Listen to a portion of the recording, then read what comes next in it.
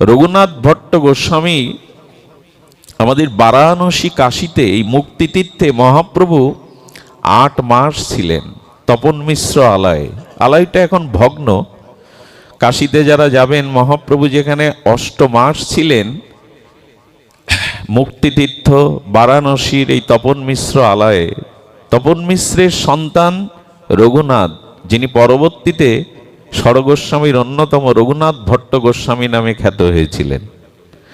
তো মহাপ্রভু যখন 8 মাস পরে ব্রজের উদ্দেশ্যে আর তিনি কাশী ত্যাগ করবেন, বারাণসী ত্যাগ করবেন, তখন ভট্ট গোস্বামী শিশু বা একটু কৈশোর উকি দিয়েছে, তাকে ডাকলেন। ডেকে ঠিক এই কথাগুলো বলছেন মহাপ্রভু, নির্দেশ দিচ্ছেন মহাপ্রভু, 8 মাস রহি প্রভু ভট্টে বিদায় দিলা। 8 মাস কবিরাজ কৃষ্ণ গোস্বামীর অনবদ্য, আমরা স্বর্ণাক্ষরে যেভাবে লিখেছেন চৈতন্য চরিতামৃতে তা বলছি। 8 মাস রহি প্রভু ভট্টে বিদায় দিলা। ভট্টকে বিদায় দিচ্ছেন, কি বলছেন? বিবাহ না করিও বলি নিষেধ করিলা। গোস্বামী, আমার একটা নির্দেশ হলো, ভট্ট তুমি বিবাহ করো না। কেন বিবাহ করতে নিষেধ করছেন পরে বলছি, কিন্তু তার পরের লাইনটা শুনুন। বৃদ্ধ পিতামাতা যায় করহ সেবন। কে বলছেন কথাটি? শ্রীকৃষ্ণ চৈতন্য মহাপ্রভু বলছেন, বৃদ্ধ পিতামাতা যাও করহ সেবন, বৈষ্ণব পাশ ভাগবত করো অধ্যয়ন। মহাপ্রভুর এগুলো সাধারণ নির্দেশ না, এগুলো মন্ত্র না, মহামন্ত্র। এগুলো সাধারণ নির্দেশ না, অসাধারণ নির্দেশ। বৃদ্ধ পিতামাতা যাও করহ সেবন, বৈষ্ণব পাশ ভাগবত করো অধ্যয়ন, পুনরূপী একবার আসিও লীলা চলে, এত বলি কণ্ঠমালা দিল তার গলে। মহাপ্রভু আশীর্বাদ করলেন। এখানে আমার বলবার অভিপ্রায় হলো এই, উনি বৃদ্ধ পিতামাতাকে সেবা করতে বললেন। মহাপ্রভু নির্দেশ দিচ্ছেন, কিছু মনে নেবেন না, আমাদের এই বর্তমান কাল একটা অন্ধকারাচ্ছন্ন সময় নেমে আসছে এই ভক্তি জগতেও, ভজন জগতেও। কোন কোন যুবক, কোন কোন তরুণ হঠাৎ করে ভাবাবেগে সে বেশ নিয়ে নেয়, বৃদ্ধ পিতামাতাকে ত্যাগ করে চলে যায়। আরো বিড়ম্বনা কি জানেন? হঠাৎ করে দীক্ষা শিক্ষা ভক্তি অনুশীলন করে বাড়ি এসে বলে মার হাতে খাবো না, মার হাতে আমার কিছু খাওয়ার নির্দেশ, আচার্য নিষেধ করেছেন, মা সদাচারী নয়, মা আমিষ ভোজন করে, মার হাতে খাবো। এই বিড়ম্বনাগুলো এখন আমাদের সামনে আসে। কিন্তু মহাপ্রভু কি বলছেন দেখুন, বৃদ্ধ পিতামাতা যাও করহ, কাকে বলছেন? ভট্ট গোস্বামীকে। মহাপ্রভুর পরিকরেরা, নিজজন, অনন্য অসাধারণ চরিত্র স্বরগোস্বামীর অন্যতম ভট্ট গোস্বামী, তাকে বলছেন বৃদ্ধ পিতামাতাকে সেবা করো, আর যতটুকু সময় পাবে বৈষ্ণব পাশে গিয়ে ভাগবত পরায়ণ হও, ভাগবত শ্রবণ করো। এখন যতদিন পিতামাতা জীবদ্দশায় আছে ততদিন তুমি সংসার ত্যাগ করবে। এই দেখুন, এখন মানি কি আমরা? এটা অন্য কারো উপদেশ না, চৈতন্য চরিতামৃতের স্বর্ণাক্ষরে লেখা কবিরাজ কৃষ্ণ গোস্বামীর অনুভূতি, মহাপ্রভুর অনুভব জানাচ্ছেন। যতদিন বৃদ্ধ পিতামাতা বেঁচে আছে তুমি সন্ন্যাস নেবে। লোকনাথ ব্রহ্মচারী এই মহাযোগেশ্বর যোগী একটা কথা বলেছিলেন। উনি বলেছিলেন যে দেখো, যদি তুমি স্বল্প বহন না করতে পারো, বৃহৎ বহন কি করবে? নিজের পিতাকেই যদি বহন করতে না পারলে তো পরম পিতাকে কি করে বহন করবে? ক্ষুদ্র বহন করতে পারো না, বৃহৎকে কি করে বহন করবে তুমি? লোকনাথ ব্রহ্মচারী বলেছিলেন, বাবা যে দেখো, অল্প বইতে পারো না তো বেশি বইবে কি করে? নিজের জন্মদাতা জন্মদাত্রী পিতাকে বইতে পারো না তো পরম পিতা তো অনেক ভারী বস্তু, তাকে বইবে কি করে? মহাপ্রয়োজন বললেন সন্ন্যাস ততদিন নেবে না। ওনার তো পরিকর জগতের ভক্তি প্রচার, সিদ্ধান্ত প্রচারের জন্য মহাপ্রভুর সাথে লীলাতে এসেছেন, কিন্তু মহাপ্রভু নির্দেশ দিচ্ছেন যতদিন পিতামাতা জীবদ্দশায় ততদিন সংসার ত্যাগ করবে না। এই জন্য পিতামাতার সেবাতে আজ অনেকেই নব বৈষ্ণব রূপী, নব দীক্ষিত রূপী অনেকেই পিতামাতাকেও অবহেলা করছে, মায়ের হাতে খাওয়া যাবে না বলে অপেক্ষা করছে। আমার কি মনে হয় জানেন, আরে পিতামাতার হাতে তুমি খেতে যাবে কেন? তুমি পিতামাতাকে খাওয়াও। মার হাতে আর কেন খাবে? সেই গর্ভে ধারণ পালন পোষণ সংরক্ষণ করেই তো তোমাকে, দেখবেন বুকের রক্ত কখনো দুধ হয় না, আপনার আমার হবে কি বুকের রক্ত, কিন্তু মায়ের হয়। সন্তানের প্রতি এত স্নেহবৎসল, স্নেহে বিগলিত রক্ত, স্নেহবৎসল মায়ের বুকে দুগ্ধে রূপান্তরিত হয়, ভাবা যায়? ডক্টর মহানম্রত ব্রহ্মচারী ভাগবত গঙ্গান্তর তিনি বলেছিলেন, মায়ের স্থানে সিরিজ দিয়ে টানুন তো। সিরিজ দিয়ে টানলে কি হবে? দুধ আসবে? কিন্তু সন্তান টানলে আসে যে, বলো মায়ের মমতা স্নেহ করুণা বিগলিত হয়ে রক্তটা স্নেহে দুগ্ধে রূপান্তরিত হয়। তো সেই মাকে, যার রক্তটাই দুধ হয়ে আপনার জীবন দান করে, অমৃত দান করে, তার হাতে কেন খেতে যাবেন? আপনি মা বাবাকে খাওয়ান। বলে মা যে সদাচারী না, মাকে সদাচারী করো, এটা দায়িত্ব তোমার। সবসময় পিতামাতা সন্তানকে পথ দেখাবে এমন নয়, সন্তান ও পিতামাতাকে পথ দেখাবে। এজন্য শাস্ত্র বলেছে যে দেখুন, একজন গৃহস্থ তার ধর্ম হলো পিতা মাতার প্রতি আনুগত্য, তাদের সেবা ভাবনা। এটি না করলে কি হয়, সাক্ষাৎ জমের মুখে একটু শুনুন, ভয় লাগবে। যদি ভয় লাগে তো ভালো, আর যদি ভয় না লাগে তো বলার কিছু নেই। কি বলছেন? ভাগবতে বিশেষ একটা নির্দেশিকা আছে এই শ্লোকটির উপরে, যস্তজ আত্মজ কল্প আত্মনা চ ধনেন চ বৃত্তিং চ দদত্তং প্রেত্য সমাংসং খাদায়ন্তি হি। আমার তো ভয় করে অন্তত এই শ্লোকটা পাঠ করতে গেলে। মাতরং পিতরং বিদ্য ভাজ্যাং সাদ্দি সুতং শিশুম গুরু বিপ্রম প্রপন্নং ন কল্প হবি ভ্রশ্বন মৃত। যে পুত্র সক্ষম হয়েও, যে পুত্র শারীরিক মানসিক সক্ষম হয়েও আর নিজের দেহ অর্থ সম্পদ দ্বারা সর্বপ্রকারে পিতামাতার সেবা এবং জীবিকা নির্বাহর ব্যবস্থা না করে, মৃত্যুর পরে যমদূত তার মাংস ছিঁড়ে ছিঁড়ে খায়।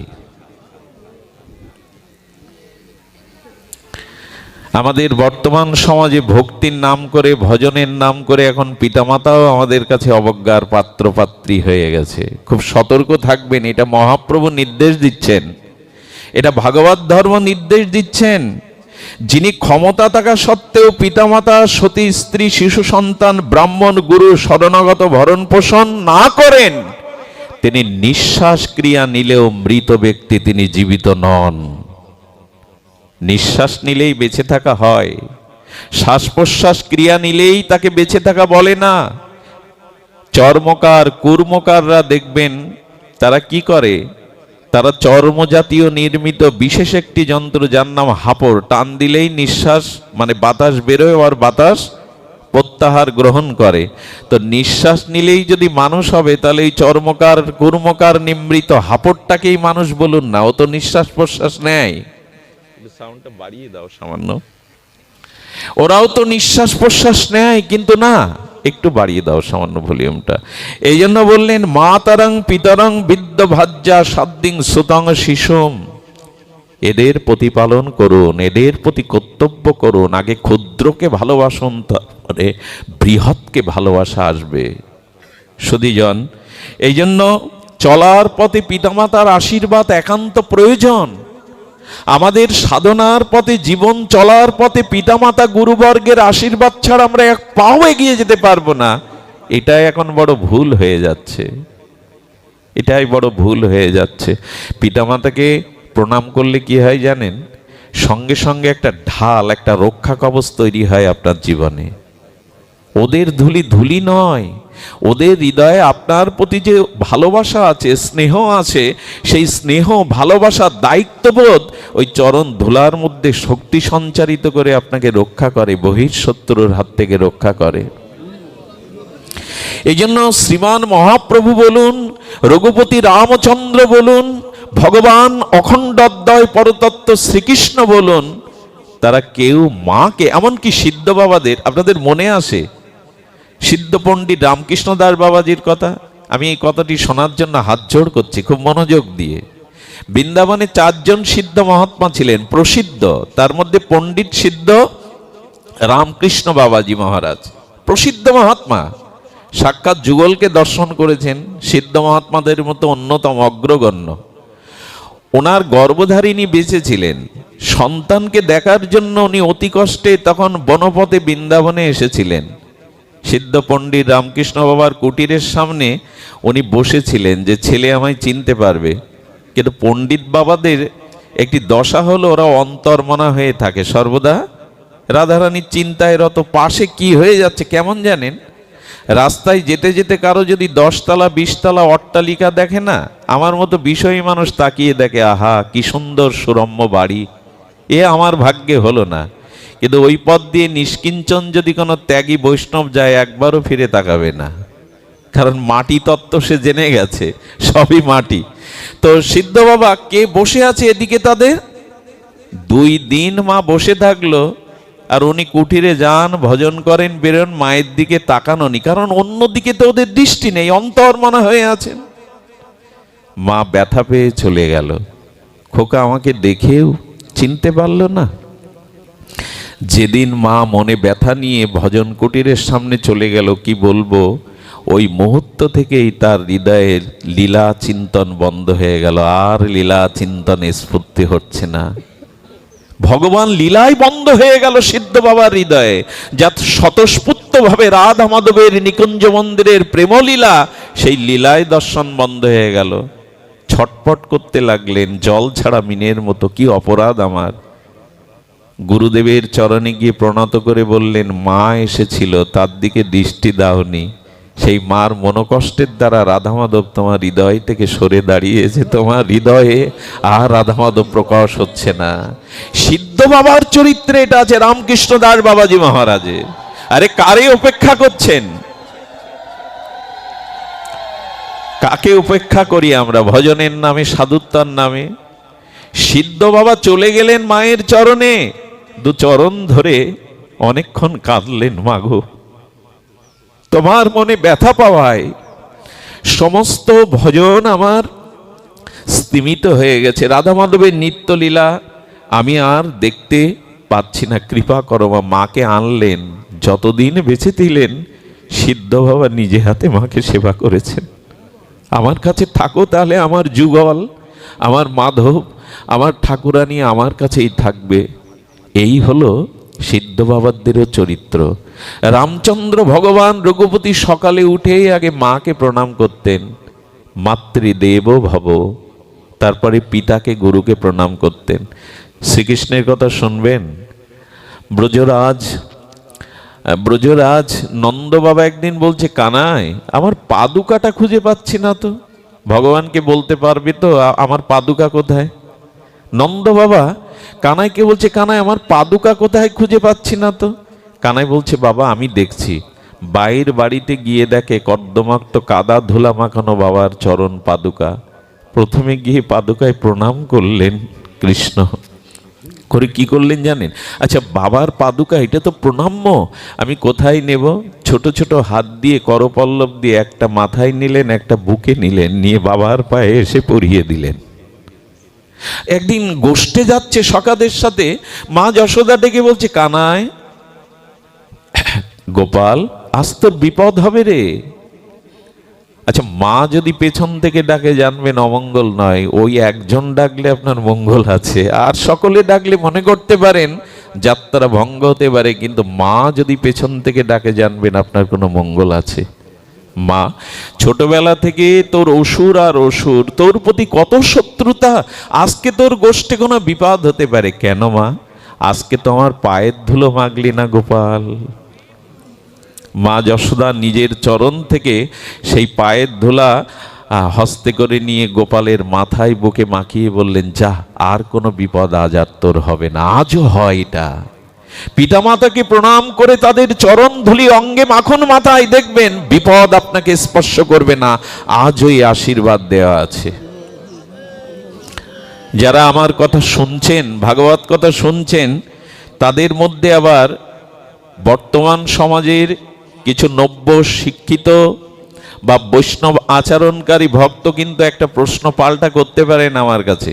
খুব ধ্যান দিন মা, এদিকে লক্ষ্য করুন, পাঠ শুনুন। একটি প্রশ্ন কিন্তু তুলতে পারেন, যে মহাপ্রভু বলছেন পিতামাতার সেবা করো, ভাগবত পরায়ণ হও, সেই মহাপ্রভু কিন্তু এর বিপরীতে আর একটা কথা বলেছেন। আপনাদের সাংঘর্ষিক মনে হতে পারে। সাংঘর্ষিকটা কি জানেন? যারা বলছে পিতামাতাকে ত্যাগ করে ভজন করা যায়, পিতামাতা ঋষির কাছে কোনো ভক্তিময় ভজনময় ভক্ত ঋণী না, একথা মহাপ্রভু বলে গেছেন। যারা কৃষ্ণ ভক্তি পরায়ণ, ভগবত ভক্তি পরায়ণ, এরা পঞ্চঋণের ঋণী না। বোঝা যায় কি কথা? পিতৃঋণ, মাতৃঋণ, ঋষি ঋণ, দেব ঋণ, নিরিঋণ, ভূত ঋণের কাছে এরা ঋণী না, যিনি কৃষ্ণ ভজন করবেন। বলে এই তো সমাধান, তুমি কেন আগ বাড়িয়ে এসব বলতে যাচ্ছ? কৃষ্ণ ভজন, কৃষ্ণ ভজন পরায়ণ হলে, ভজন করতে থাকলে কোনো পিতামাতার কাছে তো ঋণী থাকার কথা না। বুদ্ধদেব পিতামাতাকে ছেড়ে চলে গেলেন, অনেকেই গেছেন। মহাপ্রভু সচিমাকে ছাড়লেন, সচিমার তো অন্য অবলম্বন ছিল না। স্বামী চলে গেছে, বড় পুত্র বিশ্বরূপ চলে গেছে, 7-7টা বোন মরে গেছে, ঘরে বিষ্ণুপ্রিয়া, এসব রেখে প্রভু তুমি চলে যাচ্ছ, আবার তুমি এই উপদেশ দিচ্ছ পিতামাতাকে সেবা করো। বিপরীত মনে হয় না কথাটি? হ্যাঁ, বিপরীত মনে হতে পারে। সিদ্ধান্ত আলোকে মহাপ্রভু কি, ভাগবত চৈতন্য চরিতামৃতে মহাপ্রভু কি বলেছেন জানেন? কাম ত্যাগী কৃষ্ণ ভজে, শাস্ত্র আজ্ঞা মানি, দেব ঋষি পিতৃদিগের কবু নহে। এই তো সমাধান। আমি যদি মা বাবাকে ত্যাগ করে, সবকে ত্যাগ করে কৃষ্ণ ভজন করি, আমার তো ঋণ থাকলো না। এই সিদ্ধান্ত আসবে কি না? মহাপ্রভুই বলছেন। এ পৃথিবীতে অনন্ত সাধু সন্ত সন্ন্যাসী মহারাজগণ সবই তো ত্যাগ করে চলে গেছেন। স্বামী বিবেকানন্দও ত্যাগ করেছিলেন। হ্যাঁ, মহানামজি, এই বিশ্বের অন্যতম যারা অন্যতম শ্রেষ্ঠ মহাত্মা সাধক বর্গ, তারাও তো করেছেন। এখানে শব্দটা লক্ষ্য করুন, কোন ব্যক্তির পঞ্চঋণ বা পিতৃমাতৃ ঋণ, সেই ঋণে তিনি ঋণী না। তার আগের পয়েন্টটা লক্ষ্য করুন, কাম ত্যাগী কৃষ্ণ ভজে, শাস্ত্র আজ্ঞা মানি। এই পর্যন্ত গেছি তো আমরা? খুব সহজ না? কামনা ত্যাগ করা খুব সহজ। শাস্ত্র আজ্ঞা পালন করে যতদিন তোমার দুর্বার কামনা বাসনা ত্যাগ না হবে, ততদিন পর্যন্ত তুমি এই ঋণ থেকে মুক্ত না। সেই দিনই তুমি ঋণ মুক্ত হবে যেদিন সকল কামনা বাসনা ত্যাগ করে শাস্ত্র আজ্ঞা পালন করে ভজন করবে। এ পর্যন্ত যাওয়া খুব সহজ। এই পর্যন্ত না যাওয়া পর্যন্ত তুমি এক কাজ করো, ভাগবত কি বলে দিয়েছেন?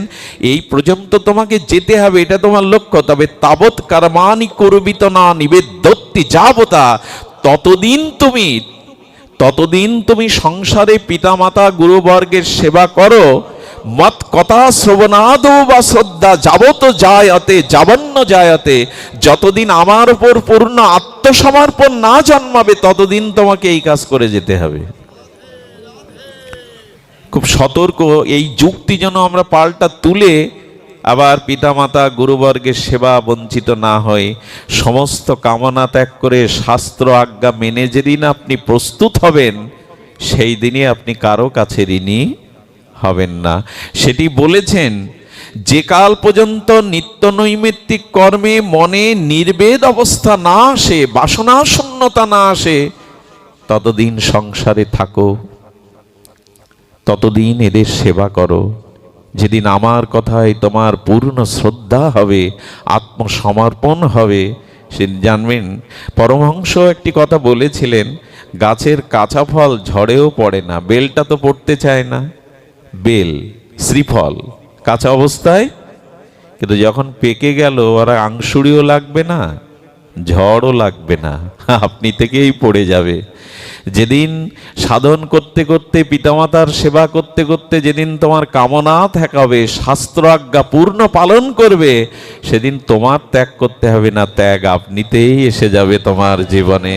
সেই দিন ত্যাগ করো, তার আগে এদের ত্যাগ করতে যেও না। এই জন্য শাস্ত্র বলেছে যে না, সেবা করো। এটা আমাদের প্রাথমিক পড়া। এই পড়াটা হলো আমাদের প্রাথমিক পড়া। মাস্টার কি বলে, ছোট শিশুরা ভর্তি হলে কি বলে, ওদের কি পড়া?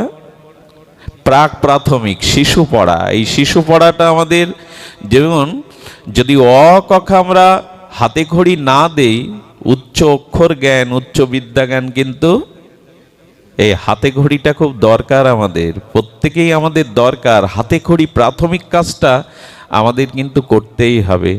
ভজন আমাদের জীবনে কি আনে, আমি সময় যেহেতু অতিবাহিত করে ফেলেছি, অপরাধী হয়েছি, এই জন্য সংক্ষিপ্ত সূত্র বলি। ভজনের মধ্যে যে জিনিস থাকতে হবে সেটা হলো ত্যাগ এবং বৈরাগ্য। এই বিষয়ে আজকের কিঞ্চিত আলোচনা।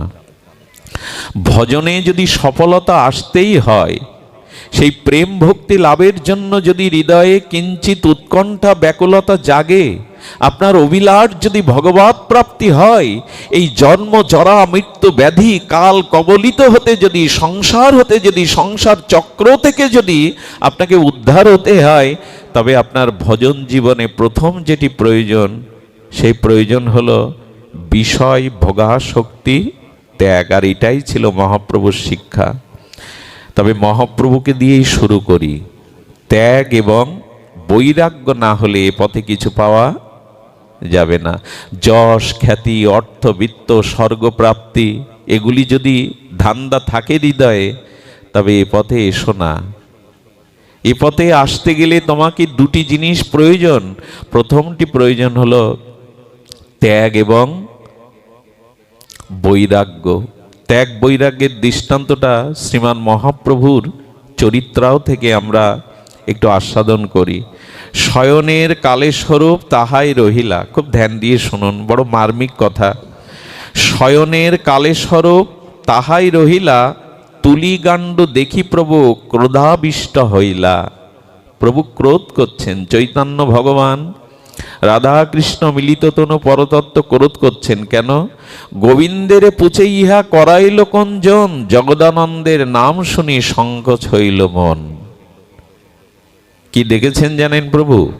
প্রভু দেখেছেন মহাপ্রভু শয়ন করতেন কিসের ওপর শুনুন। শেষ 12 বছর গম্ভীর গাম্ভীর্যের মধ্যে মহাপ্রভু স্মরণ করতেন, 12 বছর মাথায় কোনো বালিশ দেননি। যে ভগবান আমাদের ভক্তি দান হরিনাম দান করতে এসেছিলেন কৃপা করে, এই কারুণ্য ঘন বিগ্রহ এমন করুণা নিয়ে, এমন দরদ নিয়ে জীবের সামনে আর কোনো ভগবৎ স্বরূপে অবতার আসেনি। আমার মহাপ্রভু নিতাই চাঁদ যে রূপে এসেছেন, আর কেউ আসেনি, আসবেও না আগামীতে। শ্রীমান মহাপ্রভু কিসে শয়ন করতেন? মাথায় বালিশ ছিল না। মহাপ্রভু শয়ন করতেন কলা সরলা। দেখেছেন কলার পাতার মাঝখানে যে শক্ত অংশটা থাকে ওকে সরলা বলে। ওই সরলাটা রৌদ্রে শুকিয়ে চিকিয়ে চিকিয়ে একটা পাল্লা পুরানো প্রসাদী কাপড় সেলাই করে মহাপ্রভু স্বীকার করেছিলেন। কেন জানেন? সরব বলেছিল, প্রভু সচিমা বড় কান্নাকাটি করে, তুমি মেঝেতে শুয়ে থাকো, মাথায় বালিশ দাও না, আর বিরহ কাতর হয়ে মুখ ঘষো, মেঝেতে ছটপট করো। এ কথা জানার পরে সচিমার বড় কষ্ট হয়। প্রভু তুমি এই সরলার ডাটা দিয়ে চিকানো একটা পুরানো প্রসাদী বস্ত্রে সেলাই করে দিয়েছে এই কলার পাতার যে সরলা, এটুকু অন্তত স্বীকার করো। মা ব্যথা পাবে জেনে মার আজ্ঞা লঙ্ঘন করবে না বিধায় মহাপ্রভু ওইটুকু স্বীকার করেছিলেন। আজও যদি কেউ পুরীতে যান, তবে সেই কাঁথাটা কিছুটা অংশ রাখা আছে, আজও রাখা আছে। 12টা বছর মাথায় বালিশ দেননি। সারা রাত রায় রামানন্দ স্বরূপ দামোদরের গীত গোবিন্দ কৃষ্ণ করণামৃতের এই বিরহ তাপদগ্ধ মাথুর বিরহে বিরহিণী রাধারানীর মতো মহাপ্রভু শুধু চোখের জলে বিরহ কাতর হয়েছেন। হ্যাঁ, কি করেছেন জানেন? স্বরূপ দামোদর কে ডেকে বলছেন, গোবিন্দ দাসকে ডেকে বলছেন, এটা কে আনলো? মহাপ্রভু ক্রোধান্বিত হলেন। কি করেছে জানেন? জগদানন্দ মহাপ্রভুর পরিকরগণের মধ্যে অন্যতম। ইনি পূর্বলীলায় দাপরে শ্রীকৃষ্ণের প্রেয়সী ভরা সত্যভামা দেবী ছিলেন। অম্লমধুর সম্পর্ক মহাপ্রভুর সাথে। অম্লমধুর বাজেন তো, খুঁটিনাটি হতো, কিন্তু ভালোবাসা দুজনের সাথে খুব প্রগাঢ়। কখনো রাখতেন, কখনো প্রীতি করতেন, এই অম্লমধুর সম্পর্ক। এই জন্য জগদানন্দ মহাপ্রভু কষ্ট পাবে বলে আর কি করেছে জানেন? শিমুলের তুলা দিয়ে একটা দামি কাপড় দিয়ে একটা তোষক মতো, কাঁথা মতো বানিয়ে এনেছেন। যেই ওটা মহাপ্রভু দেখেছে, গোবিন্দেরে পুছে ইহা করাইল কোনজন? কে করেছে? মহাপ্রভু ক্রোধান্বিত হয়ে বলছে, এটা কে এনেছে, কে করেছে? জগদানন্দের নাম শুনি সংকোচ হইল। আর জগদানন্দের নাম শুনলে মহাপ্রভু একটু সংকুচিত হয়ে যেতেন। অম্লমধুর সম্পর্ক তো। গোবিন্দেরে কহি এই তুলি দূর কইলা, গোবিন্দ এটা নিয়ে যাও, শুধু ভক্তি হয় গো। জানেন কি মহাপ্রভু রাধারানীর ভাবকান্তি নিয়ে এসেছেন তো। একদিন ললিতা সখী নিকুঞ্জ মন্দিরে রাধারানীর শয়ন থেকে উত্থিত করে দেখেন রাধারানীর তপ্ত কাঞ্চন কোমল অঙ্গে একটু লাল দাগ। হঠাৎ ললিতা ক্রোধান্বিত হয়ে বলছেন, কাল কোন সখী মঞ্জরি রাধারানীর বিছানা করেছিল? সেই সখী এসে হাত জোর করে দাঁড়িয়েছেন, বললেন, তোমার ফুলের পাপড়ির সাথে একটা শক্ত পাপড়ির অংশ লেগেছিল, তাতেই কমলা আর রাধারানীর অঙ্গে লাল হয়ে ব্যথা লেগেছে, আর কোনোদিন তুমি শয্যা রচনা করবে না। সেই রাধারানীর ভাব নিয়ে মহাপ্রভু মেঝেতে পড়ে আছেন। কেন জানেন? আপনি না কইলে ধর্ম শেখানো না যায়। আমি যদি ত্যাগ বৈরাগ্য স্বীকার না করি, আসছে কলিহত জীবের ভোগ এবং আসক্তি প্রবণ জীবের বৈরাগ্য আসবে না। আমি কিন্তু একবারও বলছি না আপনারা এইভাবে শয়ন করুন, কিন্তু ভজনের জন্য কিছু তো ত্যাগ লাগবে, বৈরাগ্য লাগবে। মহাপ্রভু সেইটা নিজে আচরণ করছেন। আর কি বললেন? গোবিন্দের কহি এই তুলি দূর কইলা, কলার সরলার উপরে শয়ন করিলা। সেই পূর্বের কলার সরলার উপরে প্রভু শয়ন করলেন। স্বরূপ কহে তোমার ইচ্ছা কি কহিতে পারি, শয্যা অপেক্ষিলা পণ্ডিত দুঃখ পাবে ভারী। প্রভু স্বরূপ দামোদর খুব অনুভবী। ভগবানের পাশে, গুরুদেবের পাশে থাকতে গেলে অনুভূতি থাকতে হয়। অনুভূতিটা না থাকলে সেবা করা যায় না। বলে কয়ে সেবা হয় না, এটা দাও ওটা দাও, এর দ্বারা সেবা করা যায় না। সেবক হতে গেলে তার মনের ভাবনাটা বুঝতে হয়।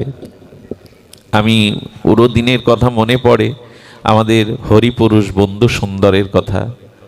বন্ধু সুন্দর একবার তার যে সেবক প্রভুকে একটু শাক অন্ন করে দিতেন, প্রসাদ করে দিতেন, প্রভু হঠাৎ করে তার প্রসাদ পাওয়া বন্ধ করলেন। হরিপুরুষ বন্ধু সুন্দরের সামনে যখন প্রসাদ রাখছে সেবক, 3 দিন ধরে প্রসাদ পাচ্ছেন না উনি। আর প্রসাদ না পাওয়ার কারণে কি করেছেন? প্রসাদ না পাওয়ার কারণে বন্ধু সুন্দরের এই প্রসাদ না পাওয়ায় ভক্ত বড় ব্যথা জেগেছে। কেন প্রভু পাচ্ছেন না?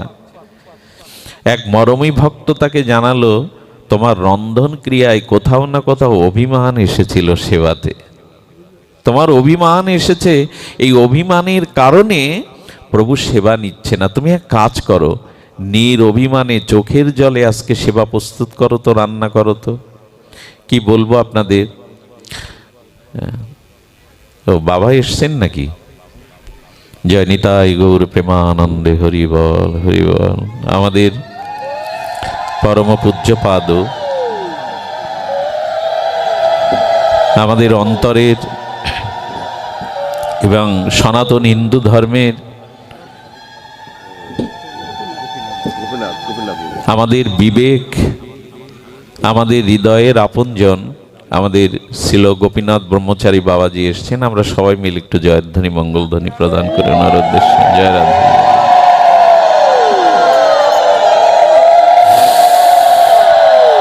জয় রাধে। এখানে একটু চেয়ার দিতে, এটা আসন, আসন দাও, একটু চেয়ার দাও বাবাকে। আসন বাবা। আমাদের পরম ভাগ্য। আমি প্রায় 5 ঘন্টার পথ অতিক্রম করে এসে আমার এটা বড় প্রাপ্তি। বাবাও এসেছেন, আমি জানতাম না উনি আছেন। আমরা তার দীর্ঘায়ু কামনা করি। আমাদের সনাতন ধর্মের বিবেক এবং আমাদের না বলা কথা যিনি খুব স্পষ্ট করে বলেন, সেই বাবাজির চরণে দণ্ডবাদ প্রণাম এবং বাবাকে নিবেদন করছি এখানে আসতে। বাবা, বাবা আসুন, বাবা আসুন। জয় নিতাই গৌর হরিবল।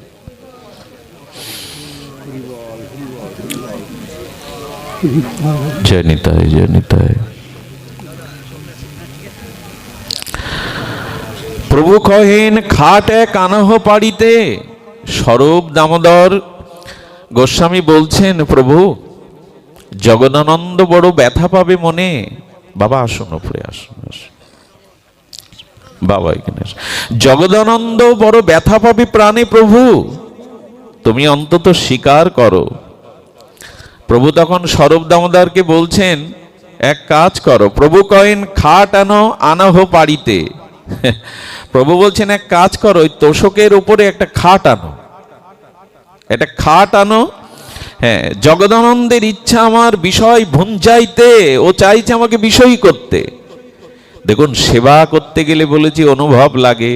হরিপুরুষ বন্ধু সুন্দরের এই সেবক কি করলেন সেদিন শুনুন।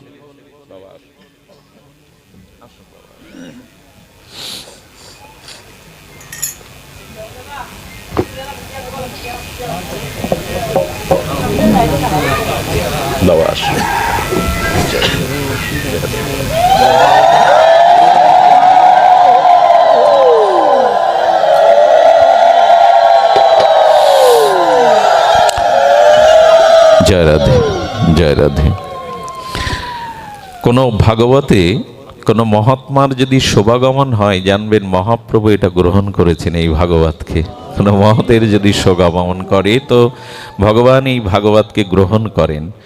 তো বন্ধু সুন্দর হরিপুরুষের এই গোপীভাব ভাবাহিত প্রভুর সেবক যখন রন্ধন ক্রিয়ায় গেছে, শুনুন ঘটনাটা খুব মার্মিক ঘটনা। সেবা করতে গেলে এরকম ভাব চাই।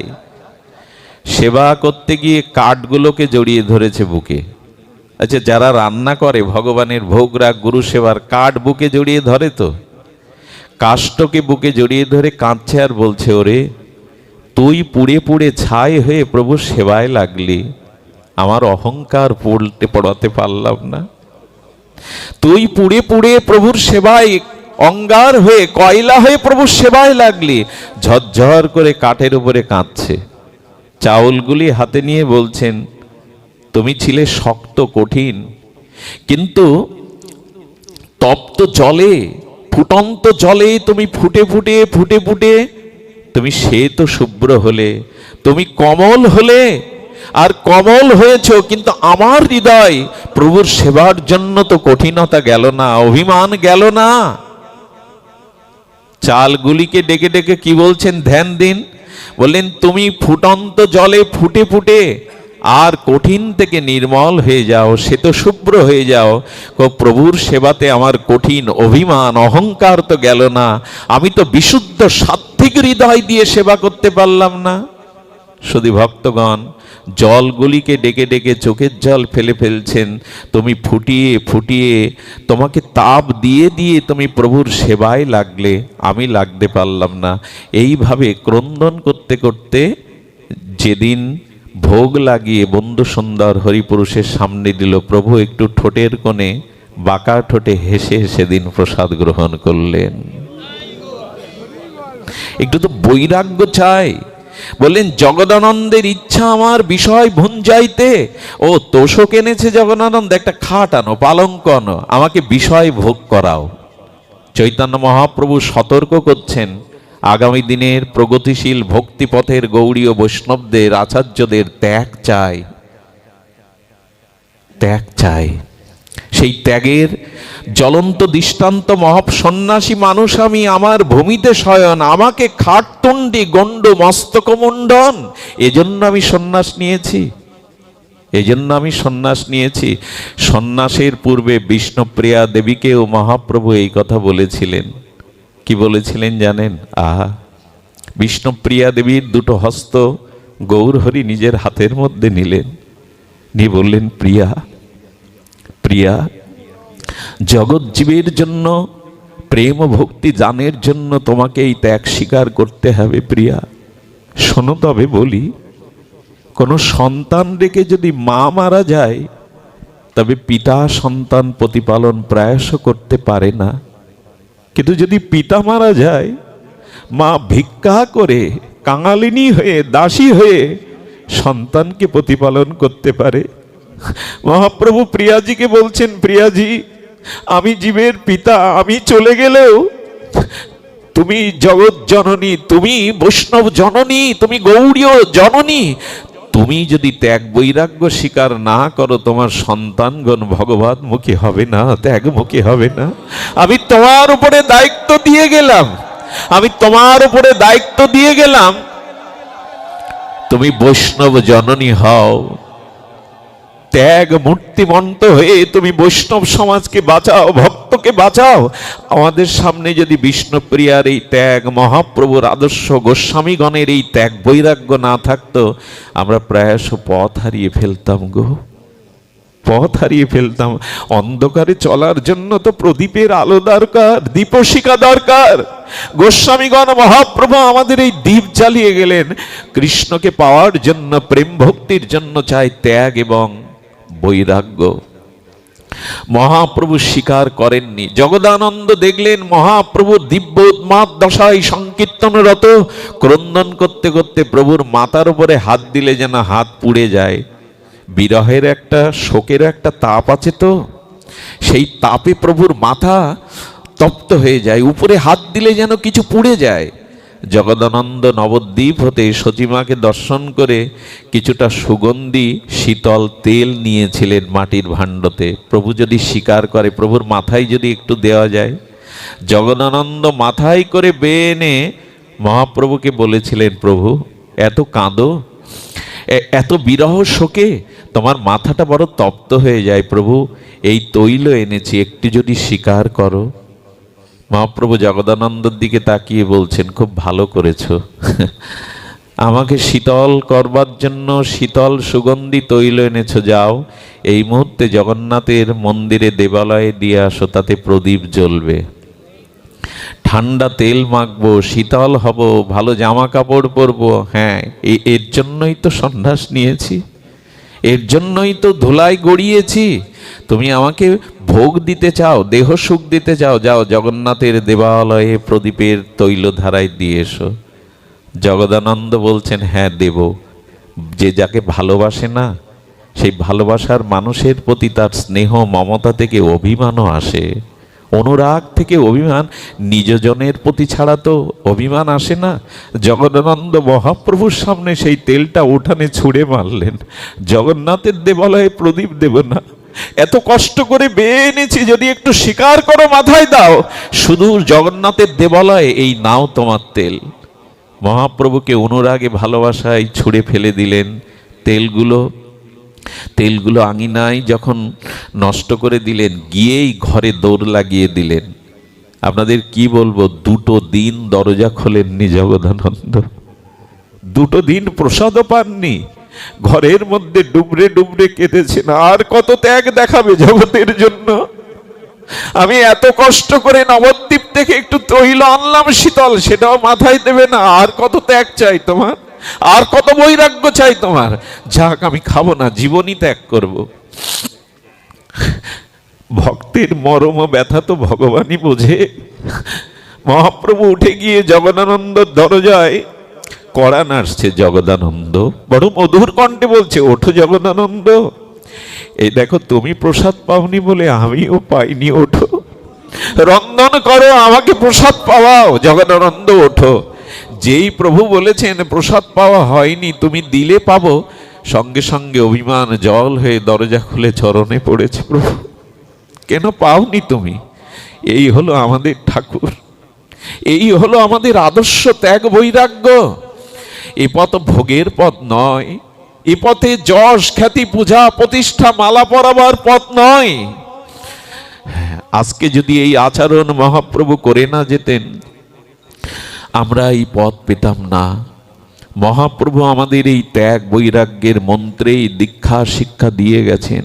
ত্যাগ ছাড়া তো হয় না গো, ত্যাগ ছাড়া হয় না। রঘুনাথ দাস গোস্বামী আর এক গোস্বামী পাদ জানেন, এখান থেকে 550 বছর পূর্বে তাদের নিট আয় ছিল বছরে 8 লক্ষ টাকা। 20 লক্ষ টাকা আয়ের 12 লক্ষ টাকা তারা সরকারকে দিত, 8 লক্ষ টাকা তাদের নিট আয়। 6 বছর আগে 8 লক্ষ টাকা মানে এখন বুঝতে পাচ্ছেন। সেই হিরণ্য গোবর্ধনের সোনার চামচ মুখে নিয়ে এসেছিলেন আমাদের রঘুনাথ দাস গোস্বামী পাদ। ইন্দ্র সম ঐশ্বর্য, রম্ভা উর্বশী সম স্ত্রী, ছোট একটা পুত্রও হয়েছিল, কিন্তু রঘুনাথ দাস গোস্বামীকে ঘরে তালা দিয়ে রাখা যায়নি। রাতের অন্ধকারে তিনি গৌর পথে চলেছিলেন জানেন। 15 দিনের পথ পরিক্রমায় যেতে যেতে 9 দিন কোনো আহার করা হয়নি। এমনি পাওয়া যায় গো তারে? এ পথে ত্যাগ বৈরাগ্য না থাকলে হয় না। সব পেছনে ফেলে দিয়ে আর ছুটে চলেছেন। যেতে যেতে যেতে যেতে তিনি ক্ষুধায় কাতর হয়ে গৌর বিরহে ওখানে পড়ে মূর্ছিত হয়ে গেছেন। এক ব্রাহ্মণ বাড়ি থেকে বেরিয়ে দেখে এক নবযুবক, তীব্র ত্যাগ বৈরাগ্যের মূর্তি তার দেহে, তিনি মূর্ছিত হয়ে পড়ে আছেন। বদনে মৃদুমন্দ একটাই শব্দ, হা গৌরাঙ্গ, হা গৌরাঙ্গ, এই শব্দ। বৃদ্ধ গাভীর দুগ্ধ দহন করে, দুগ্ধটা একটু তপ্ত করে সেবা পুজিগি করে কিশোরকে খাইয়ে বললেন, কোথায় যাবে তুমি? লীলা চলে। আশীর্বাদ নিয়ে চললেন। সেই তপ্ত রৌদ্রে আর কাঞ্চন সম গায়ের রং পুড়ে ছায়ের মতো হয়ে গেছে। ক্ষুধার্ত রঘুনাথ বিরহ ব্যথায় বৈরাগ্যের তিনি গিয়ে মহাপ্রভুর চরণে পড়লেন। প্রভু দেখেও চিনতে পারছে না, গাটা পুড়ে গেছে তো রৌদ্রে, না খাওয়া না দেওয়া। হ্যাঁ, স্বরূপ দামোদর কানে কানে বললেন, প্রভু তোমার রঘুনাথ এসেছে। রঘুনাথ, রঘুনাথ এসেছো, বুকে টেনে নিলেন এবং ঠিক সেই মুহূর্তে মাথায় হাত দিয়ে বললেন, তোমার কৃষ্ণ ভক্তি প্রাপ্তি হোক। সব ছাড়তে পেরেছো তুমি, সবই পেছনে ফেলতে পেরেছো। এই দিনই প্রভু আশীর্বাদ করলেন। এর পরের ঘটনা আপনাদের জানা। কি করেছিলেন জানেন? গোবিন্দ দাসকে বলেছিলেন ওকে সেবা করো। 15 দিনের মধ্যে 9 দিনই সেবা পায়নি। জল ফল পেয়ে রৌদ্র পুড়ে এসছে। 3 দিন মাত্র সেবা স্বীকার করেছিল মহাপ্রভুর কথা। এরপরে এই জমিদার পুত্র, এই রাজপুত্র কি করেছিল জানেন? আমার বলবার অধিকার আছে তো এ কথা? আমি তো বিষয় নরকের ভোগী, আমার মুখে আমার জিহ্বায় একথা মানায় না। সিংহ দুয়ারে ভিখারির ন্যায় হাত পেতে রঘুনাথ দাস গোস্বামী প্রসাদ ভিক্ষা করতেন। ভিখারির ন্যায় দাঁড়িয়ে যে তাকে দিত।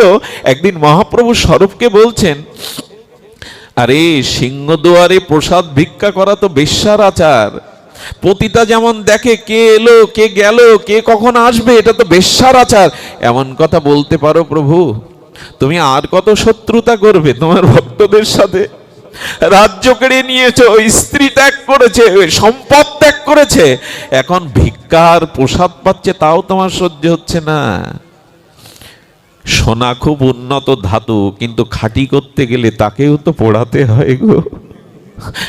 কৃষ্ণ পাওয়া, প্রেম ভক্তি পাওয়া কি মুখের কথা? কপটা চোখের জল ফেলেছি আমরা। মানুষের জন্য কতটা ত্যাগ করেছি জীবন যৌবন, যে দাবি করব আমি মহাপ্রভুর সৈনিক, আমি মহাপ্রভুর ভক্ত। সাত্যবাদীদের দ্বারা ভক্তি রক্ষা হয় না, সমাজ রক্ষা হয় না, ধর্ম রক্ষা হয় না। স্বয়ং ভগবান তার পরিকর নিয়ে এই দৃষ্টান্ত রেখে গেছেন। রঘুনাথ দাস গোস্বামী ত্যাগ করলেন। সিংহদুয়ারে ভিক্ষা না কি করেন জানেন? ছত্রে যেখানে ভক্তদের ভোগ দেয়া হয়, প্রসাদ পাওয়ানো হয়, ওখানে বসে বসে সবার শেষে একটু করে উচ্ছিষ্ট পান। কিছুদিন বাদে দেখলেন রঘুনাথ দাস গোস্বামী আর ছত্রে প্রসাদ। মহাপ্রভু বলছেন, স্বরূপ তোমার হাতেই দিয়েছিলাম, তুমি তো বিবাহ করো, বৈরাগ্য তোমার, তো তোমাকে স্বরূপ তোমার হাতে রঘুনাথকে দিয়েছিলাম, তুমি স্বরূপের রঘুরূপে ওকে প্রতিপালন করো, ওকে সন্তানের মতো আদর্শ ত্যাগ বৈরাগ্য ভক্তি শিক্ষায় তৈরি করো। তোমার রঘু এখন কোথায় প্রসাদ পায়? স্বরূপ দামোদর বলছে, প্রভু কিছুদিন হলে আমিও জানি না স্বরূপ কোথায় প্রসাদ পায়। ধ্যান দিন, আমিও জানি না স্বরূপ কোথায় প্রসাদ পায়, তবে প্রভু আমি জানাবো। একদিন গভীর রাত্রে, নিশিত রাত্রের দ্বীপ্রহরে দেখলেন ছোট একটা লণ্ঠন জ্বালিয়েছেন রঘুনাথ দাস গোস্বামী। লণ্ঠন জ্বালিয়ে কি করেছে জানেন? কি করে বলি বলুন তো? আহা, জগন্নাথের যে প্রসাদ, সেই প্রসাদগুলো না যারা পায়, যেটা উদ্বৃত্ত থাকে, ওই প্রসাদটা ফেলে দেওয়া হয়। ওই ফেলে দেওয়া প্রসাদগুলো কালো গাভীরা খায়। গাভী খেতে খেতে যেগুলো শক্ত, একটু পাওয়ার উপযোগী, সেগুলো গাভীমাগুলো পেয়ে, যেগুলো একেবারে প্রসাদ তো নষ্ট হয় না, তবু সেবার উপযোগী নয়, ওগুলো গাভীমাও ত্যাগ করে আর ঝাড়ু দিয়ে ড্রেনে ফেলে দেয়। ড্রেন থেকে স্রোতধারায় সমুদ্রে গিয়ে মেশে। রঘুনাথ দাস গোস্বামী সবার অন্তরালে সেই ড্রেনের মধ্যে নেমে ফেলে দেওয়া সেই প্রসাদগুলো তুলে তুলে শুদ্ধ জল দিয়ে ধুয়ে একটু ভগবানকে জানিয়ে পান। পারবো তো? পারবো তো?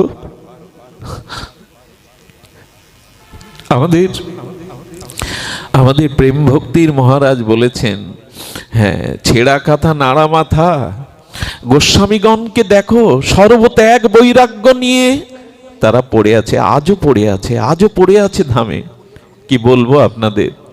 বিশ্ববন্দিত পাবন পদরেণু বৈষ্ণব সেবার মূর্তিমন্ত বিগ্রহ, কেশী উপকণ্ঠ হতে তিনি এই বাংলাকে, আমাদের গৌড়ীয় সমাজকে সেবা যিনি হাতে ধরে শিখিয়েছেন, অনবদ্য কিংবদন্তি গৌর গোবিন্দের সেবক ছিল মুরারি মোহন দাস বাবাজি মহারাজ। আমি রাধাকুণ্ডে তাকে দেখেছিলাম। রাধাকুণ্ডে দেখেছি একটা থান পরা, জানেন, বড় বড় শেঠের যা দুয়ারে লাখ লাখ টাকা নিয়ে সেবার জন্য দাঁড়িয়ে থাকে, বাবা যদি একটু স্বীকার করেন। তিনি কি কাপড় পরেছেন জানেন? একটা থান। সেই থানটা 1 মাসেও ধৌত করা হয়নি। ওই থানটা 1 মাসেও কাঁচা তো যাবে না, ধৌত করা হয়নি। বাবাকে প্রশ্ন করলে বলে, আমার তো প্রেম নাই, আমার তো ভক্তি নাই। ব্রজের ধুলা মাখা এই কাপড়ে যদি ধুলা লেগে যায়, ওই ধুলা আমাকে স্পর্শ করিয়ে যদি একটু ভক্তি প্রেম দিতে পারে, তাই তো এটা পড়েছি। চৈতন্য বাবারও একই দশা। আর একজন তো পড়ে আছে মুখরা আর গভীর জঙ্গলে মাটির তলে। তিনি ছেঁড়া গামছা পরে থাকেন, যিনি ভারতবর্ষের অন্যতম নৈয়ায়িক আচার্য, বড় পণ্ডিত বাবা। বড় পণ্ডিত বাবা এই জন্য ত্যাগ চাই। এই জগতে ত্যাগ ব্যতীত, বৈরাগ্য ব্যতীত ভক্তি সুরক্ষণ হয় না, ভক্তি রক্ষণ হয় না, কারোরও হয়নি, এটা হওয়া সম্ভব নয়।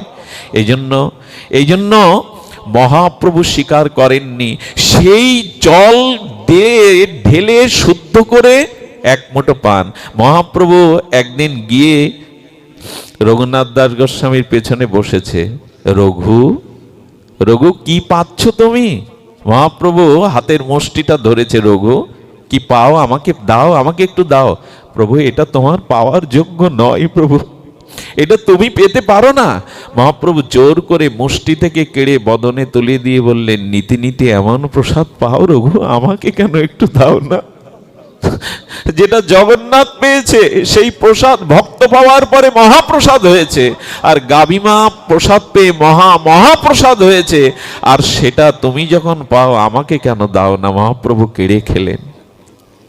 কি বলবো, আমাদের গৌর হরি যেমন কাঙালের ঠাকুর, তিনি কাঙাল বানাতে চেয়েছেন। শুক্লম্বর ব্রহ্মচারীর আর ঝোলা থেকে 3 মুষ্টি মাধুকরী ভিক্ষা করে ফুটিয়ে দিয়ে পান, সেই মাধুকরীর চাল পাত্র থেকে তুলে চিবাতে শুরু করেছেন মহাপ্রভু। মহাপ্রভু আনন্দে বললেন, ভক্তের পাত্রেরও যে প্রেম ভক্তি থাকে আমার জানা ছিল না।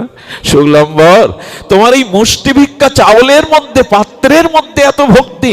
মহাপ্রভু নৃত্য করতে শুরু করেছেন। শুক্লম্বর হাত জোর করে বললেন, প্রভু কাকর মিশানো, ধান মিশানো এটা পাওয়ার উপযোগী নয়, একটু ফুটিয়ে নিতে দাও। মহাপ্রভু বললেন, তোমার এই তন্ডুলের মধ্যে যে স্বাদ, একবার আমি সুদামার চিড়েতে সেই স্বাদ পেয়েছিলাম গো, এতে যে ভক্তি মিশানো, বাধা দিও না। প্রভু নৃত্য করে করে বলছেন, আজ আমি তোমাকে বর দেব। প্রভু কিছুই চাই না, তোমার চরণ ছাড়া কিছুই তো চায় না। বলল না চাইলেও আমি এত প্রসন্ন বর দেব। কি বর দিলেন জানেন? এই দেখুন আমার গৌরহরির বর দেওয়ার অভিনবত্ব দেখুন। আমি বর দিলাম তুমি জন্ম জন্ম ভিখারি হও। ধর্মকর্ম আরাধনা করে কি মানুষ ভিখারি হতে, কাঙাল হতে? এই দেখুন আমার ভগবান, এই দেখুন আমার গৌর, বলে জন্ম জন্ম ভিখারি হও। তখন আনন্দে ধোলাই গড়িয়ে বলছে, বর যখন দিলে, কৃপা যখন করলে, আর একটা বর দাও গৌরহরি, আর একটা বর দাও। কি চাই বলো? বলেন আমি জন্ম জন্ম ভিখারি হয়ে গৌর গৌর বলে ভিক্ষা করব, আর তুমি জন্ম জন্মান্তরে এই ভিখারির থলে থেকে এমনি করে কেড়ে কেড়ে খাবে। কথা দাও প্রভু, কথা দাও, কেড়ে কেড়ে তুমি পাবে। এই জন্য বলছি আমাদের এই ধর্ম, আমাদের এই বৈদিক সনাতন ধর্মে ত্যাগ বৈরাগ্যের আদর্শই সমুন্নত সমুন্নত। আমার যেহেতু বাবা বসে আছেন, যাদের কথা বলছি তাদের উত্তরসূরি উনি, সব ছেড়েছেন, সব ছেড়েছেন। এই জন্য ওনাকে পাশে রেখে এই ত্যাগ বৈরাগ্যের কথা বুঝি বেমানান আমার মুখে। তবু এইটুকু বলবো, আসুন ত্যাগ বৈরাগ্যের দ্বারাই আমরা এই পথে চলি। এক দেশের জন্য আর এক ভগবানের জন্য যারা ত্যাগ স্বীকার করে, এক মানুষের জন্য যারা ত্যাগ স্বীকার করে, এই জগতে তারাই মহান, তারাই আচার্য, তারাই আগামী দিনের পথ রচনা করবে। ত্যাগ ছাড়া জগতে কোনো শান্তি আসতে পারে না, ধর্ম প্রতিষ্ঠিত হতে পারে না। ত্যাগের মহা মহিমা কি বলবো আপনাদের। সবশেষে ভক্তের একটা ত্যাগের মহিমা বলেই আমরা বাবার কাছে আসব। শুনুন তাহলে। আমি শুরু করেছিলাম, উদ্ধব মহাভাগবতম গোবিন্দের কাছে এই প্রশ্নই করেছিলেন, জগতে তোমার সব থেকে প্রিয় বস্তু কি? গোবিন্দ বলেছিলেন ভক্তি। আর সেই ভক্তিকে যারা ধারণ করে সেই ভক্ত, একটা ছোট্ট অনুরোধ করি, ভক্তি পাওয়ার জন্য কেউ ভগবানের পিছনে দৌড়াবেন না, ভক্তি পাওয়ার জন্য কেউ ভগবানের কাছে যাবেন না। ভগবান নিজেই বলেছেন আমার কাছে ওটা নেই, অথচ ওই ভক্তি আমারই স্বরূপবৃত্তি, কিন্তু আমার কাছে পাবে না। বড় পণ্ডিতজি বলেছেন পিতৃভক্তি পিতার কাছে না, পুত্রের কাছে থাকে, সন্তানের কাছে থাকে। স্বামী ভক্তি স্বামীর কাছে না, সহধর্মিনীর কাছেই থাকে। আর আর গুরু ভক্তি গুরুদেবের কাছে না, গুরু ভক্তি থাকে শিষ্যের কাছে। দেখুন ভগবত ভক্তি ভগবানের কাছে না, ভক্তের কাছেই থাকে। ওদের দুয়ারে যাও, ভক্তের দুয়ারে যাও, ভক্তের চরণ ধুলি, চরণ ধৌত জল, উচ্ছিষ্ট প্রসাদের মাধ্যমে এই ভক্তি তুমি পাবে। যাও, ভক্তের কাছে যাও। এই জন্য ভক্ত চরিত্র আমাদের আস্বাদন করতে হবে। ভক্ত চরিত্র আমাদের সামনে দর্পণ।